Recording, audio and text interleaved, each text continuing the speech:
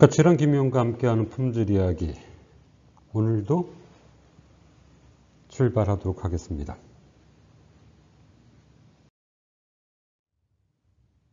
IATF 1694고 한국의 많은 자동차 부품 기업들이 이 IATF 1694고 인증을 획득하고 유지하고 계신데요. 오늘은 자동차 산업 품질 교육 시스템인 IATF 1694고 시스템을 구축하고 운영하기 위해서 우리가 필수적으로 알아야 하는 것들이 어떤 것들이 있는지에 대해서 살펴보도록 하겠습니다. 이른바 IATF 필수 참조 사항으로 제가 준비를 했는데요. 저는 5가지의 핵심 사항들을 우리가 이해하고 있어야 된다고 생각이 듭니다. 효과적인 IATF 1694고 기반의 품질 경영 시스템을 운영하고 그리고 지속적 개선을 하기 위해서 우리 모두가 인지하고 있어야 되는 핵심 주제들이 5가지로 이야기할 수 있을 텐데요. 첫 번째는 바로 IATF 1694고 표준 요구사항입니다. IATF 1694고 표준 요구사항은 여러분 조직이 운영하는 품질 경영 시스템의 적합성을 보장하기 위해서 필수적으로 고려돼야 되는 요구사항입니다.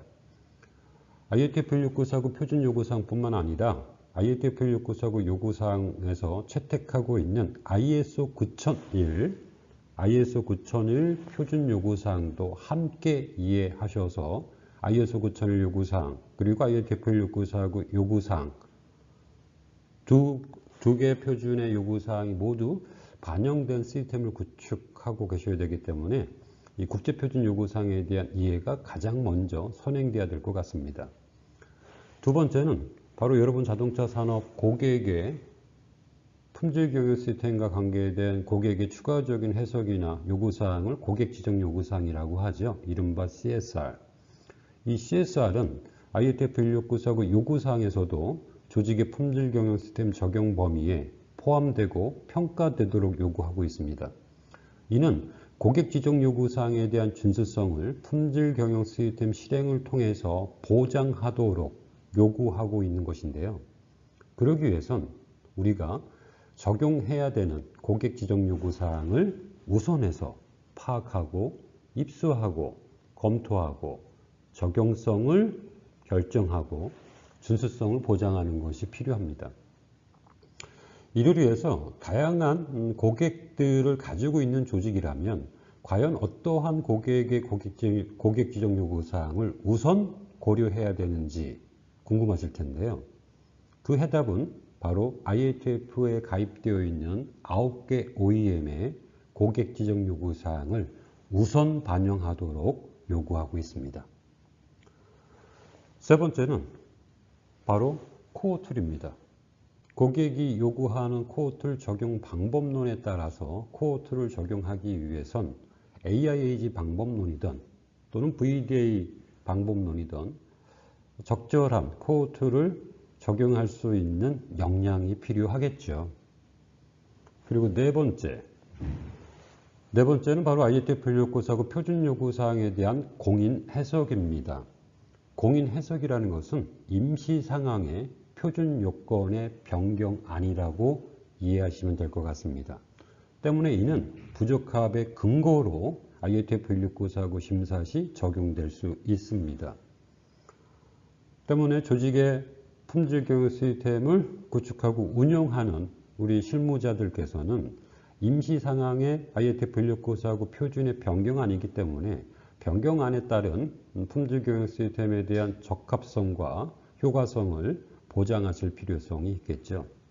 특히 2021년 11월 이후에 발효되는 일부 SI가 있기 때문에 향후에 IATF 1694고 심사원들은 SI를 통해서 공식적으로 발표된 11월부터 적용될 표준 요구사항에 대한 변경안에 대해서 우선 심사할 것으로 예상이 됩니다.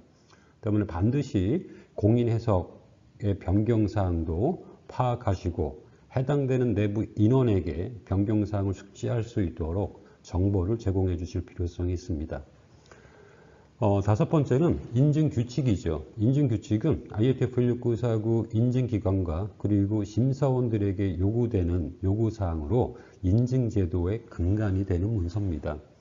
이 다섯 가지 필수 참조사항 중에 아마 인증받은 기업 입장에서 봤을 때는 가장 거리가 좀 먼, 접근하기가 좀 먼 표준이 바로 이 룰이 아닐까 싶어요. 근데 룰에는 IATF 16949 심사 단계별로 어떠한 심사 활동이 이루어져야 되는지, 그리고 심사 활동을 수행할 때 어떤 것들을 우선해서 고려해야 되는지에 대한 내용들이 포함되어 있기 때문에 참고로 인증제도의 인증규칙에서 규정된 요구사항을 숙지하는 것도 매우 도움이 될 거라고 보여집니다. 네, 오늘은 IATF 16949 필수 참조사항 5가지에 대해서 살펴봤고요. 향후에는 이 5가지 필수 참조사항별로 여러분들께 도움이 될 수 있는 정보와 자료를 가지고 찾아뵙도록 하겠습니다. 시청해 주셔서 감사합니다. 지금까지 까칠한 김희훈이었습니다. 고맙습니다.